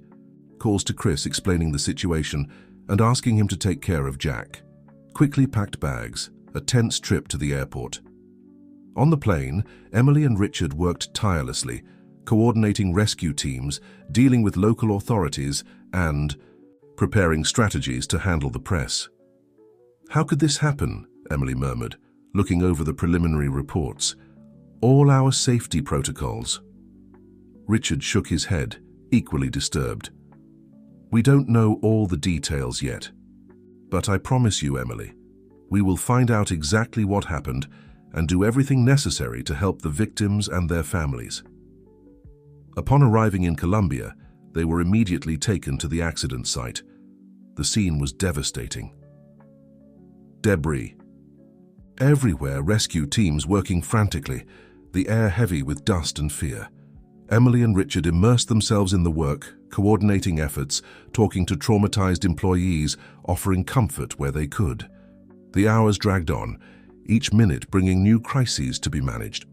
It was during a brief pause when Emily moved away to make a call to Jack, assuring him she was okay, that she heard a conversation that left her frozen. Two local workers, without noticing her presence, were conversing in rapid Spanish. "This wasn't an accident," one of them whispered. "I heard someone sabotage the supports." "Shh," the other replied, looking nervously around. "Don't say that. It's dangerous." Emily felt her heart accelerate. Sabotage? If this were true, the implications would be catastrophic. Quickly returning to Richard, she pulled him aside, sharing what she had heard. His face paled. "If this is true," he began, but was interrupted by a shout coming from the excavation area. "We found another one. He's alive." The chaos that followed was intense. Emily and Richard observed tense as the rescue teams worked to free the trapped worker. When they finally brought him to the surface, covered in dust and blood, but alive, there was a moment of collective relief. But the joy was brief. As the worker was being rushed to an ambulance, Emily noticed something falling from his pocket. Acting on instinct, she approached and picked up the object. It was a small electronic device, something that definitely shouldn't be there. Exchanging a significant look with Richard, Emily discreetly pocketed the device. They would need to investigate this later, away from curious eyes. As night fell, fatigue began to weigh on everyone. Richard finally convinced Emily to go to the hotel to rest a bit, promising he would call her if there was any news. In the hotel room, alone for the first time in hours, Emily finally allowed emotions to dominate her. The tears she had held back all day finally fell, a mixture of sadness for the victims, fear for what they had discovered, and an overwhelming longing for Jack. As she cried silently, Emily couldn't help but think about how her life had changed. Just over a year ago, she was just a janitor struggling to survive. Now she was at the center of an international crisis, carrying the weight of decisions that would affect hundreds of lives. The soft sound of a knock on the door pulled her from her thoughts. It was Richard, looking as exhausted as she felt. Without saying a word, he pulled her into a tight hug. They stayed like that for a long moment, seeking comfort in each other. "What are we going to do?" Emily finally asked, her voice muffled against Richard's chest. He sighed deeply. "We're going to discover the truth, Emily, no matter where it leads us, and then we're going to fix this together." Emily nodded, feeling a wave of determination replace the fatigue. She knew the days ahead would be difficult. The investigation, the possible implications of sabotage, the care for the victims and their families, all of this would weigh on them. But looking into Richard's eyes, Emily also knew she wasn't alone. They would face this together, as a team, as partners, as family. As they prepared for another long day ahead, Emily made a silent promise. She would discover the truth behind this accident no matter the cost. And in the process, she would prove once again that her journey from the cleaning room to the boardroom was not by chance. What Emily didn't know was that this investigation would lead them to shocking discoveries that would test not only her ability as a leader, but also the strength of her relationship with Richard. The horizon, once so bright, was now clouded with mystery and danger. The days that followed the accident in Colombia were a frantic mixture of crisis management, secret investigations, and sleepless nights for Emily and Richard. The electronic device that Emily had recovered at the accident site was discreetly sent for analysis, while they continued to coordinate rescue efforts and support for the victims and their families. Emily spent countless hours interviewing workers, reviewing safety protocols, and searching for any clue that might reveal what really happened. Richard, meanwhile, dealt with the press, local authorities, and the increasingly anxious board back in the United States. 5 days after the accident, Emily was in her hotel room reviewing yet another pile of reports when a knock on the door startled her. It was Richard, his face a mixture of exhaustion and urgency. "The analysis of the device came back," he said without preamble, closing the door behind him. "It's a remote-controlled detonator. Emily, this wasn't just sabotage, it was a deliberate attack." Emily felt the blood drain from her face. But who would do this? And why? Richard ran a hand through his hair, a habitual gesture when he was stressed. "I don't know. But we have to find out before anyone else gets hurt." They stayed up all night going over all the evidence, all the possible motives, all the potential suspects. By dawn, they had narrowed it down to 2 possibilities. Either it was a disgruntled former employee seeking revenge, or it was connected to their recent expansion into the Colombian market, which had ruffled some feathers among local competitors. "We need more information," Emily said, rubbing her tired eyes. "Someone here knows something. We need to find that person." Richard nodded, squeezing her hand. "I've arranged for a meeting with all the site supervisors this morning. If someone knows something, we'll find it out." The meeting was tense, with each supervisor nervously recounting their version of events. Nothing seemed out of the ordinary until the last supervisor, a middle-aged man named Carlos, mentioned something that caught Emily's attention. "There was a visitor," he said, almost as an afterthought. "The day before the accident, a man in a suit said he was from the main office. He spent a lot of time in the structural area." Emily and Richard exchanged a look. No one from the main office had been sent to the site that week. "This man," Richard asked, his voice carefully neutral, "can you describe him?" Carlos thought for a moment. "Tall grey hair, expensive suit, had a scar on his left cheek, spoke Spanish with an American accent." Emily felt a chill run down her spine. She had seen this man before at the Horizon Construction headquarters, talking to one of the board members. After the meeting, Emily pulled Richard aside. "I know who that man is," she whispered. "He's connected to Edward Palmer, one of your board members. I saw them together at the headquarters last month." Richard's face darkened. "Edward? But why would he?" He stopped, a realization dawning on his face. The Asian expansion. Edward was vehemently against it.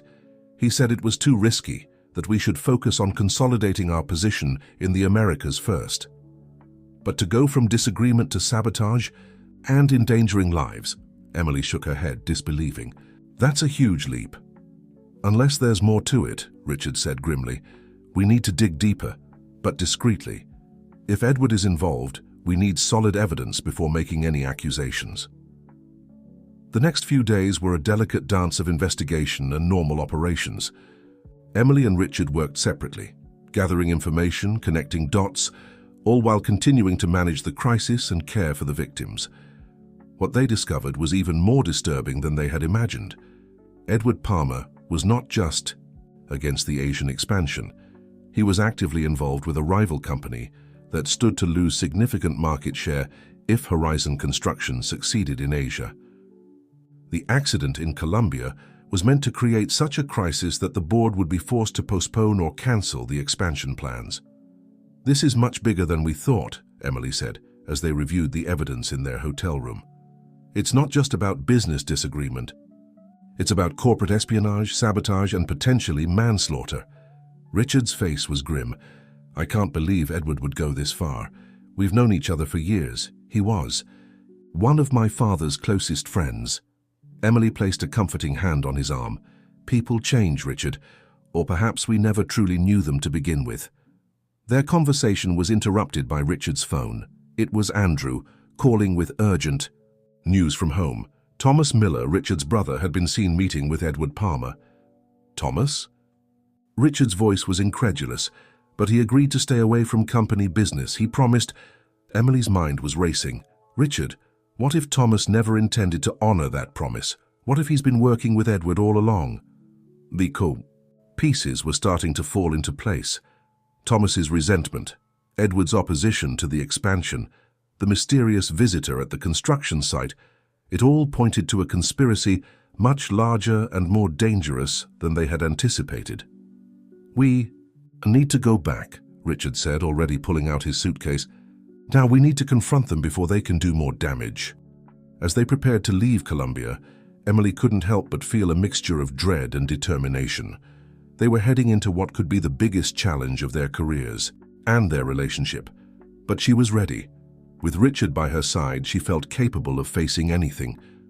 What she didn't know was that the confrontation awaiting them would test not only their professional resolve, but also the very foundation of their personal relationship. The forces aligned against them were powerful, motivated, and dangerous, and they would stop at nothing to achieve their goals. As the plane took off, heading back to the United States, Emily looked out the window at the receding lights of Bogota. Whatever awaited them back home, one thing was certain: nothing would ever be the same again. The flight back to the United States was tense, with Emily and Richard spending most of the time strategizing about their next steps. They needed to be careful. If Edward Palmer and Thomas Miller were indeed working together, they were dealing with individuals who had wealth, connections, and apparently no moral qualms about endangering lives. We need evidence, Emily insisted. Solid, irrefutable evidence that will stand up in court and convince the board. Richard nodded, his face showing the strain of the last few days. I've asked Andrew to discreetly gather all communications between Edward and any external contacts over the past year, and I've instructed our security team to place Thomas under surveillance. Emily frowned, concerned about the legal implications. Are you sure about that? Surveillance without a warrant?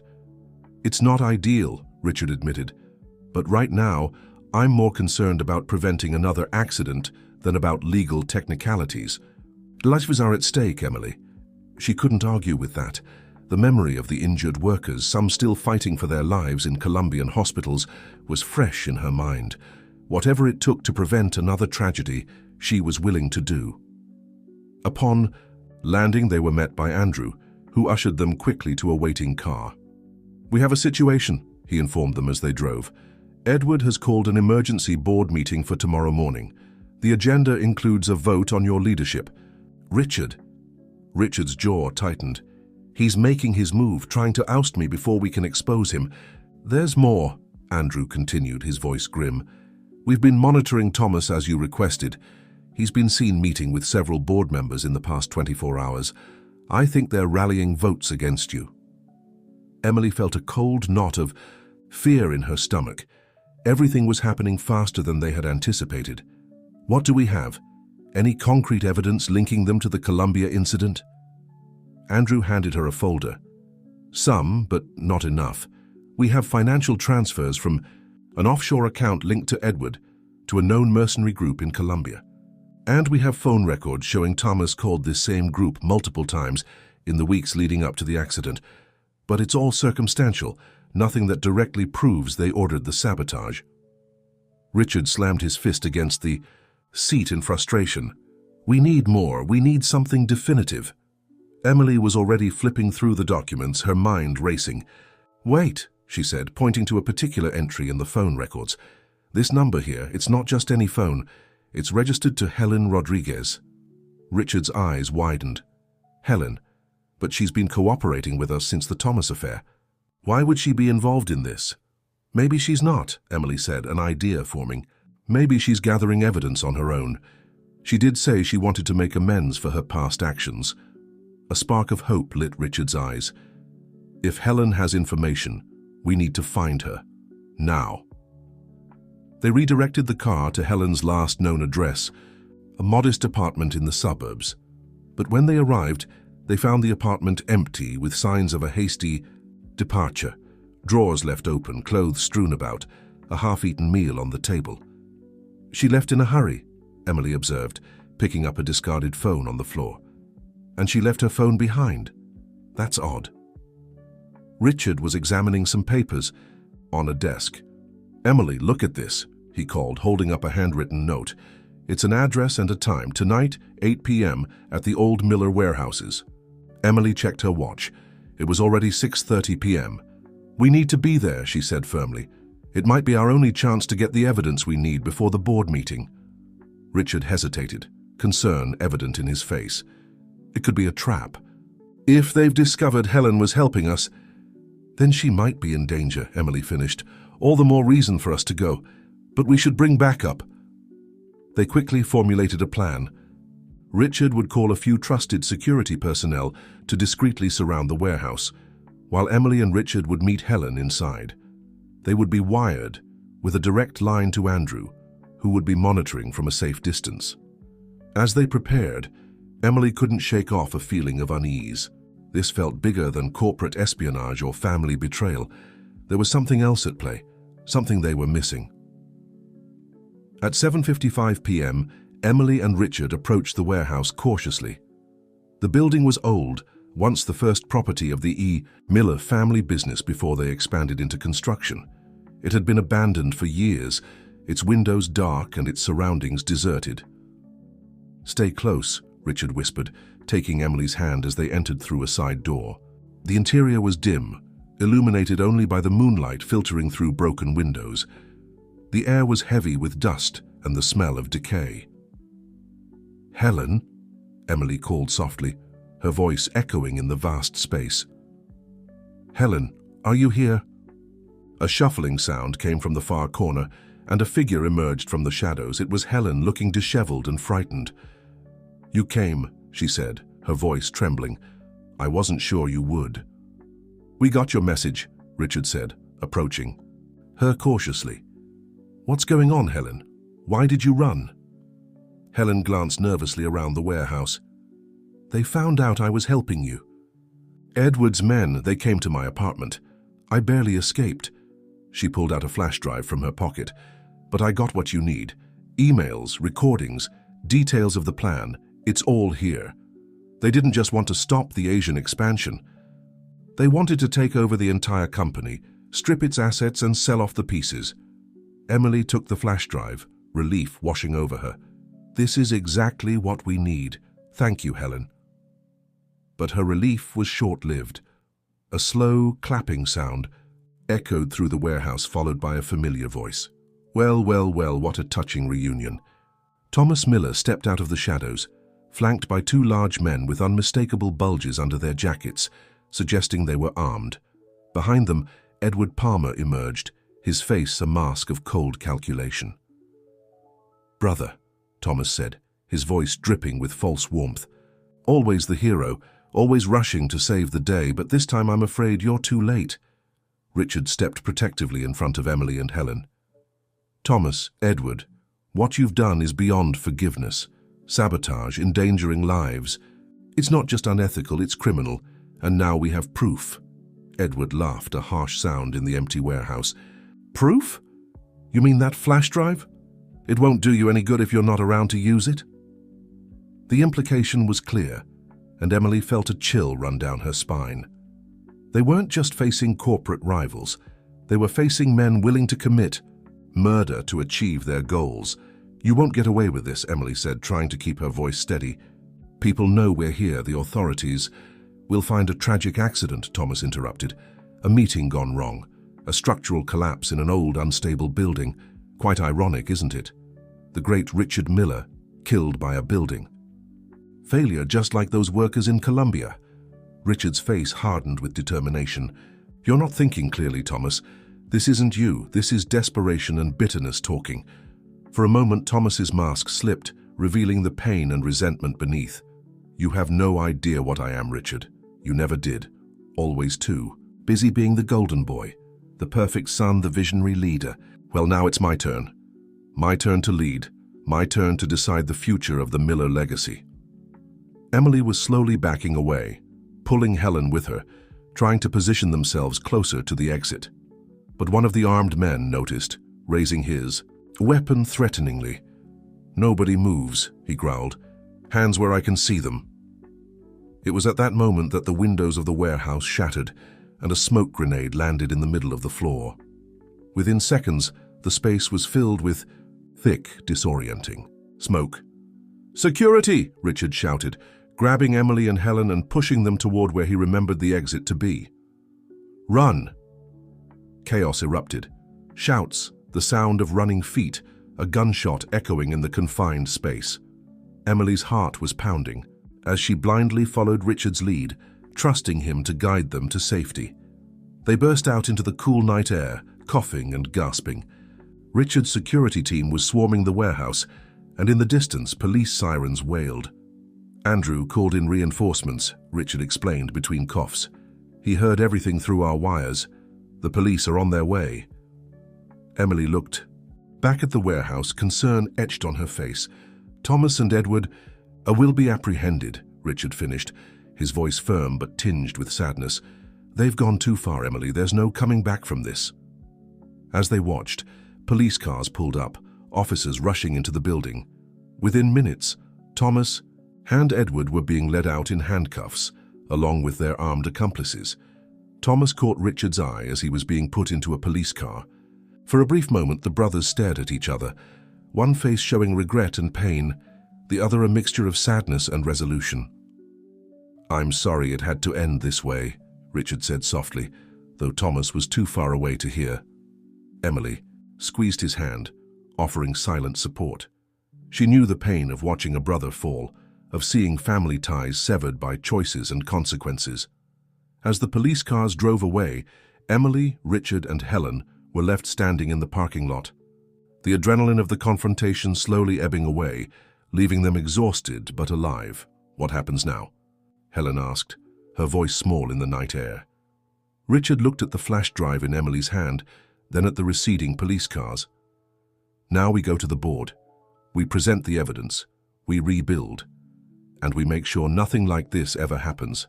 "Again," Emily nodded, determination replacing the fear in her heart. "Together," she said, not a question but a promise. Richard smiled, a tired but genuine smile that reached his eyes. "Together," he confirmed, pulling her close. "Always together." As they made their way back to their car, Emily couldn't help but reflect on the journey that had brought her here. From cleaning floors to facing corporate conspiracies, from single mother struggling to make ends meet, to chief operating officer and partner, to one of the most powerful men in the business world. It was a journey filled with challenges, triumphs, and unexpected turns. But through it all, she had remained true to herself, to her values, to her family. And now, with Richard by her side, She was ready for whatever the future might hold, the good and the bad, the triumphs and the challenges. As the city lights welcomed them back, Emily knew one thing with absolute certainty. Their story was far from over. In fact, in many ways, it was just beginning. The aftermath of the warehouse confrontation unfolded rapidly. Thomas Miller and Edward Palmer were charged with multiple crimes, including corporate espionage, sabotage, and attempted murder. The evidence on Helen's flash drive, combined with the testimonies of Emily, Richard, and Helen herself, painted a damning picture that even the best lawyers would struggle to defend against. The emergency board meeting, initially called to vote on Richard's leadership, became instead a forum for Richard to present the full extent of the conspiracy.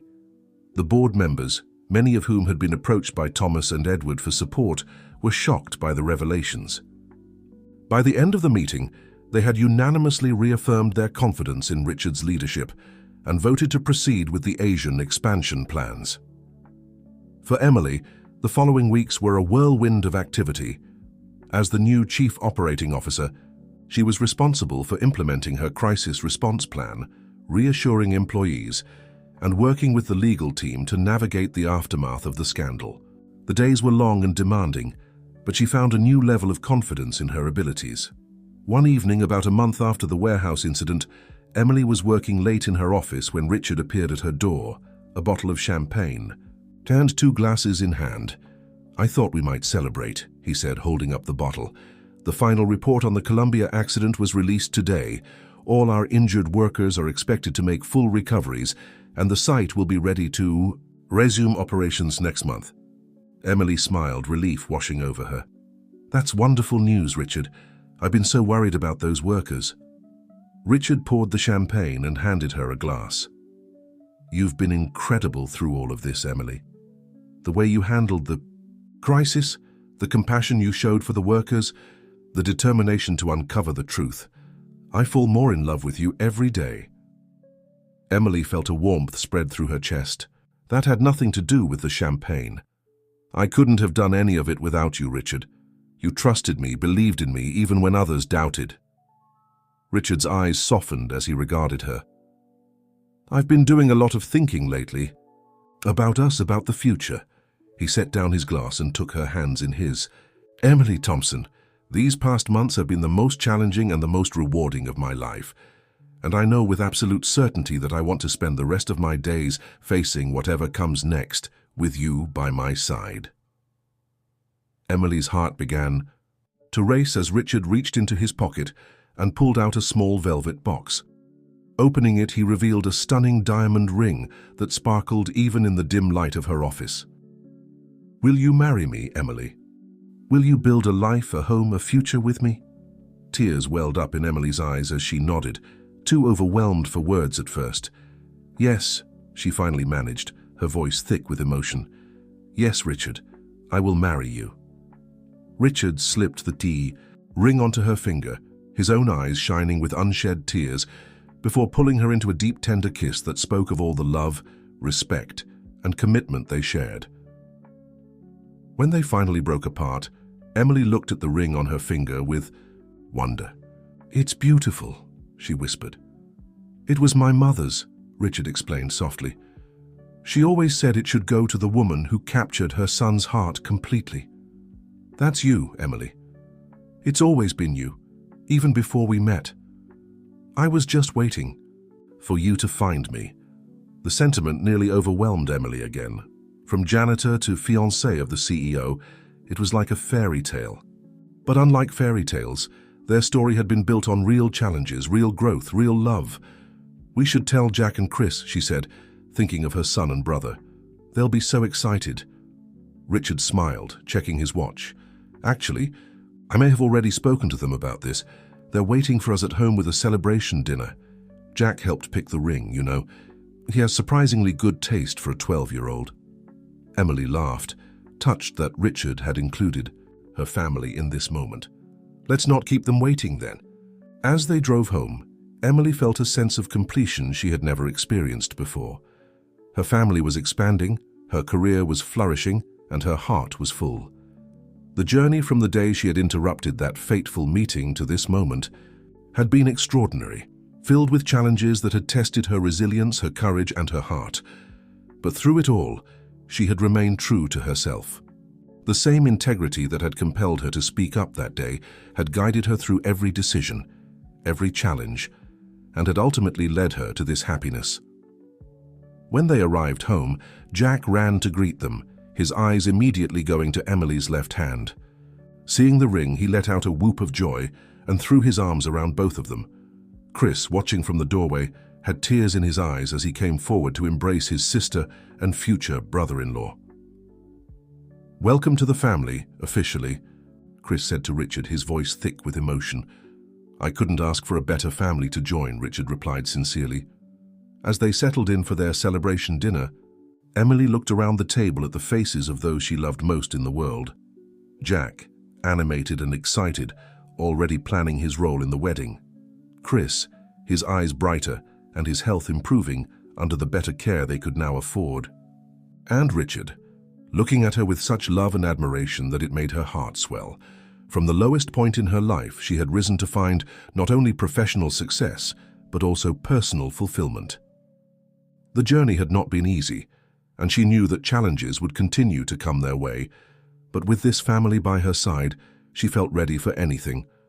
As they raised their glasses in a toast to the future, Emily knew that her story, their story, was just beginning.